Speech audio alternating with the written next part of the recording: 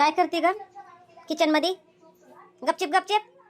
गपचिप गपचिप नाही, आज काहीतरी खास आणि स्पेशल करणार आहे मी सगळ्यांसाठी. हा, काय बनवली तू खरंच? अगं मला सांगितली पण नाही काय बनवते. काय बनवते असलं? माझी फेवरेट मोमोज मोमोज बनवणार आहे आज मी सगळ्यांसाठी. आज किचन मध्ये माझी जागा घेतली वाटतं. हा, हो, मला सांगितली पण नाही काय. मोमोज स्टफिंग केले हा. आणि चटणी पण बनवली मी घरीच बनवली, बाहेरून नाही आणली विकत. अरे वा, मोमोजची वा, चटणी वा.